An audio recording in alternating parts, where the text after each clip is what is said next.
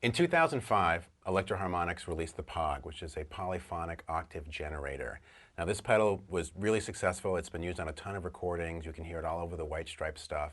It sounded great, and if you look around, you'll hear it on a lot of records, and you'll see it in a lot of places. A lot of players use this pedal. The micro-pog represents part of the new XO line from Electro Harmonix, and what it is, it's similar to the predecessor, except it's contained in this smaller die-cast box, so it's going to fit into your pedal board a lot more easily.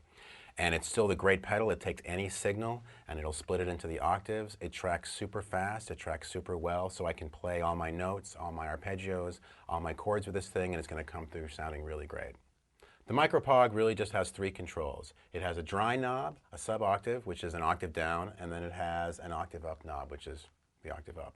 For our first demonstration, we're going to get kind of a great bass sound, and what that is like, so we have the octave up turned to 0, and then we have a sub-octave cranked all the way to the top, and then we're all the way, so it's just the wet signal, it's none of the initial input.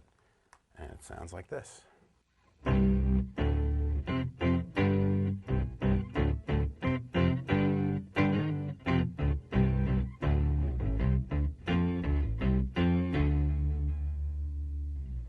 So now we're going to get a 12-string kind of sound, and the way we're going to achieve that is we're going to turn the sub-octave down, but I'm going to put a little bit in because it's going to warm it up. And then we have the octave up. Your octave up, you want to be able to hear that, so you turn that up. And then the dry signal, I have it leaning a little bit towards the octave up. So it's going to be a blend of the original sound, an octave up, and just a little bit of the sub-octave. Let's hear what that sounds like.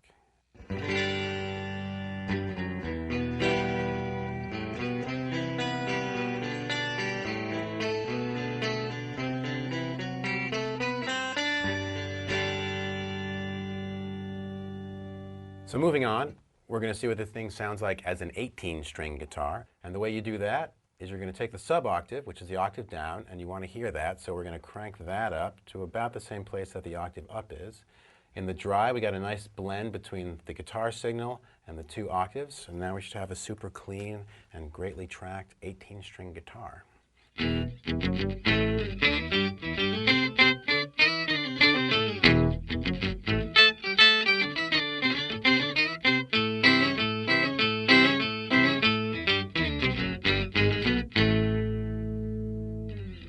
So the micro-pog also works cool on bass. As you can see, we have a bass. And the settings that we have the dry pretty much cranked. We have a bunch of the sub-octave, and we got a bunch of the octave up. And disengaging it, it sounds.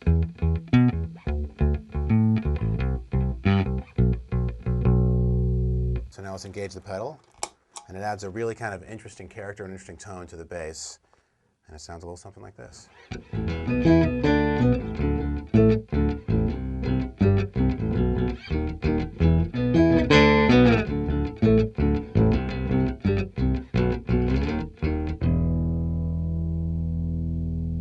So finally, we are going to do kind of a sound that the POG was famous for, and the micro-pog is totally down with getting, and that is the organ sound. And what that is basically the same settings as the 18-string guitar, but it's more about the technique and the style that you play it with. If you have a volume pedal, you're going to want to kind of swell it in, but I'm going to do the swells on the volume on my guitar. And so check out the way I'm doing it, and that's how you get the organ sound. And it sounds really great coming through the micro-pog.